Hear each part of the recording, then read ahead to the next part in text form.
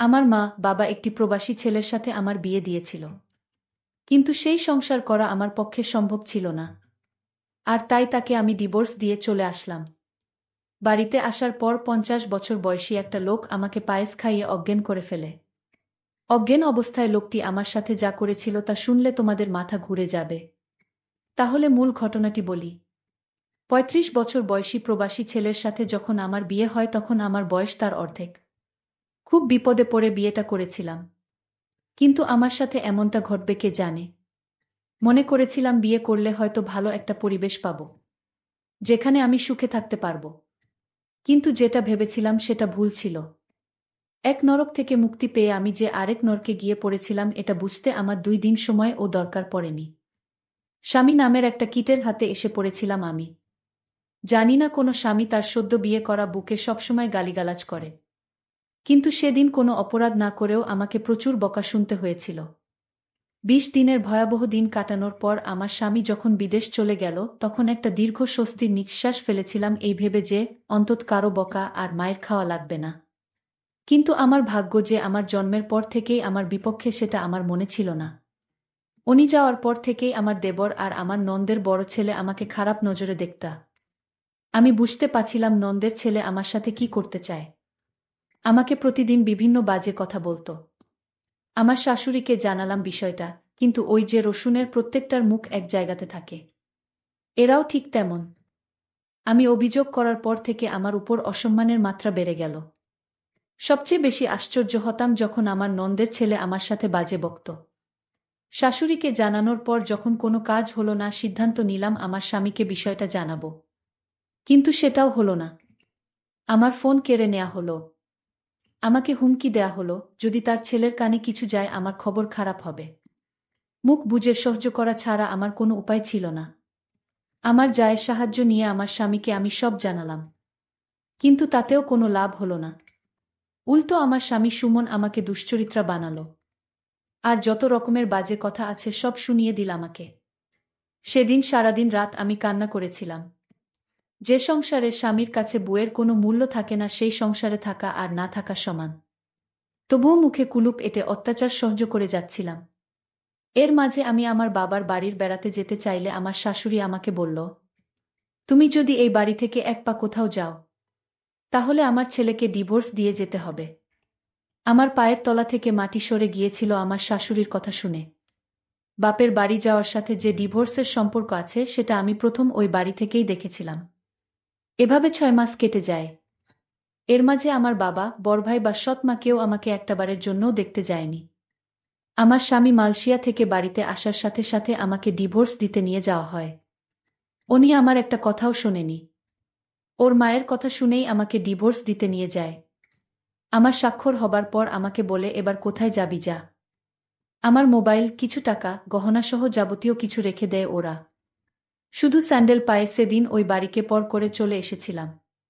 আর বারবার আল্লাহর কাছে বলেছিলাম, আল্লাহ আর কোনো মেয়ের সাথে যেন এমনটা না হয়। বিয়ের সময় ভেবেছিলাম কষ্ট হয়তোবা বিদায় করে দিয়ে বাপের বাড়ি থেকে চলে গেলাম, কিন্তু অভাগীর দিকে কষ্ট বারবার ফিরে তাকায়, তার পিছু ছাড়তে চায় না। তা না হলে কি আর আরও বেশি কষ্ট নিয়ে আবার বাবার বাড়ি ফেরত আসি। বাড়িতে ঢুকে যার সাথেই দেখা হয় সেই আমাকে অচেনা লোক মনে করে এড়িয়ে চলতে শুরু করে।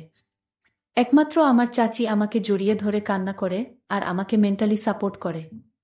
কিন্তু যাদের সাপোর্ট দরকার তারা যদি না করে তাহলে কি আর কষ্ট কমে? আমার ভাবির কাছে গেলাম, সে আমাকে বলল ভাইয়ের কাছে গিয়ে ক্ষমা চাইতে। মনে অনেক সাহস সঞ্চয় করে বড় ভাইয়ের কাছে একটু ছায়া খোঁজার আশায় গেলাম। কিন্তু সেই ভাই আমাকে সেই দিন মারছিল আর গালি দিচ্ছিল। ভাবি গর্ভবতী ছিল, আমাকে ঠেকাতে গিয়ে সেও ভাইয়ের হাতে মার খেয়েছিল। ভাই শুধু বলতেছিল সব দোষ নাকি আমার। কিন্তু কেউ একটাবার বুঝতে চায় নাই যে আমার সংসার ভাঙাতে আমার কোনো দোষ নাই। আবার সেই উঠতে বসতে সৎ মায়ের খোঁচা, ভাইয়ের দুর্ব্যবহার, আব্বার মুখ গোমরা করে থাকা। মোটের উপর সবকিছুকে জাহান্নামের আগুনের মতো মনে হচ্ছিল। আমি যদি 2 দিন না খেয়েও থাকতাম কেউ এসে খাইয়ে দিয়ে যাওয়া তো দূরের কথা, এসে জিজ্ঞাসাও করত না আমি খেয়েছি কিনা। শুধু আমার ছোট চাচি এসে আমাকে খাইয়ে দিয়ে যেত। তবুও সবসময় আসতে পারত না, আর ভাবি ভাইয়ের কথার বাইরে আসতে পারত না। সিদ্ধান্ত নিলাম বাড়ি থেকে দূরে কোথাও চলে যাব, যেখানে আমার কেউ নেই, পরিচিত কেউ নেই। দরকার হলে কাজ করে খাবো কোথাও, তবুও এই নরকে থাকব না। কিন্তু পারছিলাম না। কিন্তু সেই সাহসটা সঞ্চার করতে পারছিলাম না, যেটা আমার মা করে দেখিয়েছিল। যেই সাহসের কারণে আমাকে হতে হয়েছে একটা পুরো পরিবারের কাছে কুকুরের মতো। যেই সাহসের কারণে আমাকে দেখলে অন্য সবাই নাক সিটকাত। সেই সাহসটা আমি দেখাতে না পেরে ওই বাড়িতেই থেকে গেলাম। বেশ অবস্থাসম্পন্ন একটা পরিবারে আমার জন্ম হয়েছিল। শুনেছিলাম একটা মেয়ের আশায় যখন সবাই ছিল তখনই আমার জন্ম। কিন্তু কে জানত সোনার চামচ মুখে নিয়ে জন্ম নেয়া শিশুটির জন্য ভয়াবহ সুখ অপেক্ষা করছে। আমার জন্মের পরে আমার মা আমার বাবাকে বিদেশ পাঠিয়ে দেয়, যাতে আমার ভবিষ্যতের জন্য কোনো চিন্তা করা না লাগে। বাবা মায়ের কথা মতো বিদেশে চলেও যায়। আর মা এদিকে বাবার অগোচরে একটা ব্যাংকে চাকরি নেয়। কিন্তু এটা আমার বাড়ির আশেপাশের কারো চোখে সহ্য হয়নি। এমনকি আমার মেজ কাকুরও না। আমার বাবাকে মায়ের চাকুরির ব্যাপারে সবকিছু বলে দেয়। আর সেই দিনই ফোন দিয়ে বাবা মায়ের সাথে প্রচুর ঝগড়া করে এবং মাকে চাকুরি ছাড়তে এক প্রকার বাধ্য করে। মা চাকরি ছেড়ে দিয়ে বাড়িতেই সময় কাটাতে লাগল। এর মধ্যে বাড়ির পাশের একটা লোকের নজর পড়ে আমার মায়ের উপর। আমার বয়স তখন ৮ বছর। সবসময় লোকটা মায়ের পিছু পিছু ঘুরঘুর করত। কী উদ্দেশ্য নিয়ে ঘুরত তা আমি বুঝতাম না। আমি শুধু মায়ের নীরবে কান্না করা দেখতাম। কাউকে ভয়ে কিছু বলতো না, এটা ভেবে যে অপবাদ বের হয়ে যাবে। বলে রাখা ভালো, এটা আমার সৎ মা ছিল। একদিকে বড় ভাইয়ের উচ্ছৃঙ্খল জীবনযাপন, অন্যদিকে ওই লোকটার জ্বালাতন মাকে দুর্বিষহ করে তুলেছিল। এর মাঝে কাটার উপর বিস্ফোরা হয়ে আসে আমার দূরসম্পর্কের খালা। সে এসে মাকে বলে যে খালু বিদেশ যাবে। কিছু টাকা লাগবে, টাকার পরিমাণ ৪ লাখের মতো। মা তার বোনের মুখের দিকে তাকিয়ে টাকা দেয়ার কথা বলে। কিন্তু সেটা আমাদের গ্রাম থেকে উচ্চ সুদে নিয়ে। আর সেই সুযোগটাকেই কাজে লাগায় ওই বদলোকটা। আমার মাকে ২ লাখ টাকা ধার দেয়। হয়তোবা ভাগ্যে এমন ছিল, দুর্ভাগ্যবশত খালু টাকা ধরা খায়। সেটাই হয়ে যায় আমার মায়ের জীবনের জন্য সবচেয়ে বড় ভুল। সুদের পরিমাণ যখন বাড়তে থাকে তখন লোকটা সারাক্ষণ মাকে বলতো টাকা না দিতে পারলে আপনার মেয়েকে আমার সাথে বিয়ে দেন। লোকটার বয়স প্রায় ৫০ হবে। আর সেই লোক কিনা আমাকে বিয়ে করতে চায়। এক কথায় পরিস্থিতির ফায়দা লুটতে থাকল। হঠাৎ করে মা চেঞ্জ হতে থাকল। যেই মা আমাকে কোনোদিন বকা দিত না, সেই মা আমার গায়ে হাত তুলত যখন তখন।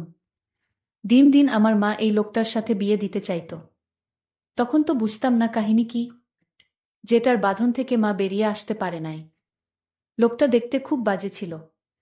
আর সেই লোকের সাথে আমার বিয়ে দিতে চায়। একদিন ৫০ বছরের লোকটি আমাদের বাড়িতে এসে আমার মাকে বলল, এই শোন, যদি ১৫ দিনের মধ্যে টাকা না দিতে পারো তাহলে আপনার মেয়েকে আমার সাথে বিয়ে দিয়ে দেন। আমার মা আমাকে বুঝিয়ে বলল, আমি এত টাকা কোথায় থেকে দিব? তুই বরং লোকটাকে বিয়ে করে ফেল। ওর অনেক টাকা পয়সা আছে। তুই সুখে থাকবি। তুই আর না করিস না মা। লোকটার বয়স হয়তো একটু বেশি। আমি মাকে বললাম, মা, আমি দরকার হয় মরে যাব, তাও ওই বুইড়া লোকটাকে বিয়ে করতে পারব না। আমি মনে মনে সিদ্ধান্ত নিলাম আমি এই বাড়ি থেকে পালিয়ে যাব। কিন্তু পালিয়ে কোথায় গিয়ে থাকব, কার কাছে যাব? কিন্তু আমি পালিয়েও যেতে পারলাম না। যেদিন ঘর থেকে পালাবার চেষ্টা করছিলাম, সেই দিন ঘর থেকে বাহির হওয়ার সময় মা দেখে ফেলে। তারপর আমার পিছু নেয়। আমি যখন একটা সিএনজিতে উঠলাম, আর সেই সিএনজিতে বসা ছিল সেই লোকটা যার সাথে আমার বিয়ে হবার কথা। লোকটার নাম শুনেছিলাম আকবর আলী। সেই আকবর আলী আমাকে দেখে ধরে ফেলে এবং বাসায় নিয়ে যায়। বলে রাখা ভালো যে মা এই ৫০ বছর বয়সী আকবর আলীর সাথে বিয়ে দিতে চাইছে।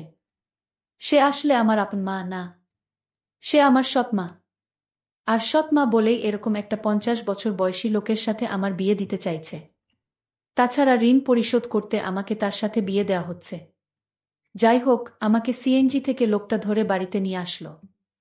আর বলল, শোন, আমার কিসের অভাব? আমার সাথে বিয়ে হলে তোর সমস্যা কি? আমি লোকটিকে বললাম, দেখুন, আপনি আমার বাবার বয়সী, আপনি আমাকে এখান থেকে চলে যেতে দিন। আমি এখানে থাকব না আর আপনাকে বিয়ে করতে পারব না। দরকার হয় মরে যাবা, তাও আপনার সাথে আমার বিয়ে হবে না। লোকটি আমার কথা শুনে আমাকে জোরে একটা থাপ্পড় মেরে বলল, এই মেয়ে, কি ভাবছিস তুই? আমার টাকার কি সুতা নাই? তোর মা যদি ১ সপ্তাহের ভিতরে টাকা ফেরত না দেয় তাহলে তোর অবস্থা খুব খারাপ হয়ে যাবে। হঠাৎ লোকটির ব্যবহার পরিবর্তন হতে শুরু করল। লোকটি বলল, শোন মা, আসলে আমি ভুল করেছি। তুই আমার মেয়ের মতো। আজ যদি আমার একটা মেয়ে থাকতো তাহলে আমি কি এরকম একটি লোকের হাতে তুলে দিতে পারতাম? লোকটির পরিবর্তন দেখে আমার মনের ভিতর সন্দেহর সৃষ্টি হলো। লোকটি হঠাৎ এরকম পরিবর্তন হলো কেন? এই বিষয়টা নিয়ে আমি অনেক চিন্তিত হলাম। লোকটি আমার জন্য নিজ হাতে রান্না করে আমার জন্য খাবার নিয়ে এলো। আমি বললাম, আমি খাবো না। আমাকে এখান থেকে যেতে দিন। আমি এখানে থাকতে চাই না। এখানে আমার দম বন্ধ হয়ে আসছে। আকবর আলী তখন আমায় বলল, ঠিক আছে, তুই যেখানে যেতে চাস সেইখানেই তোকে যেতে দিব, কিন্তু আজ রাতটা আমার বাসায় থেকে যা। আমি কথা দিচ্ছি কাল সকালে আমি তোকে আর আটকাবো না, আমি তোকে বিদায় দিয়ে দিব। তুই যেখানে যেতে চাস সেইখানেই যাবি।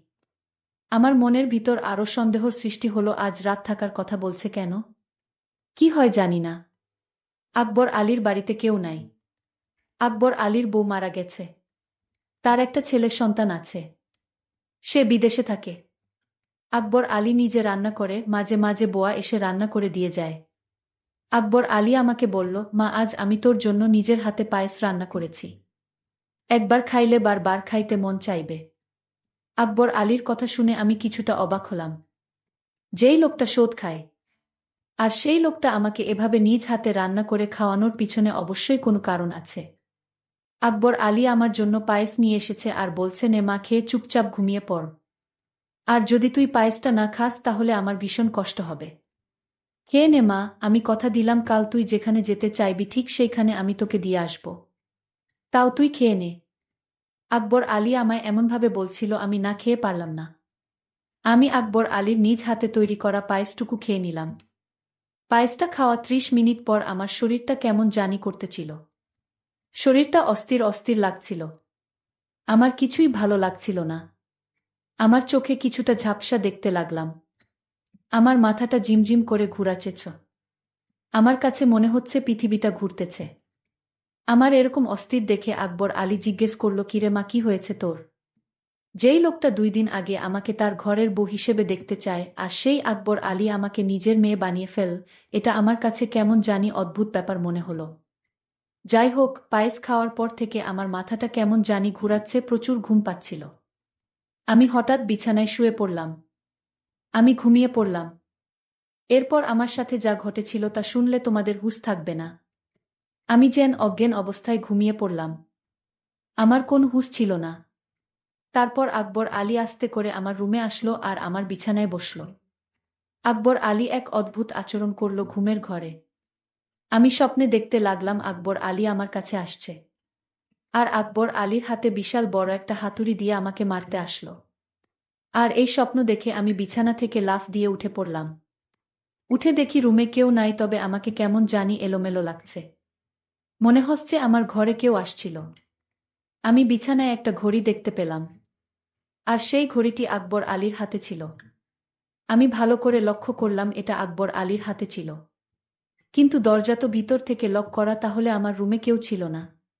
তাহলে আমি কি বাজে স্বপ্ন দেখছি? আর সেই স্বপ্নে আমার ঘুম ভেঙে গেল।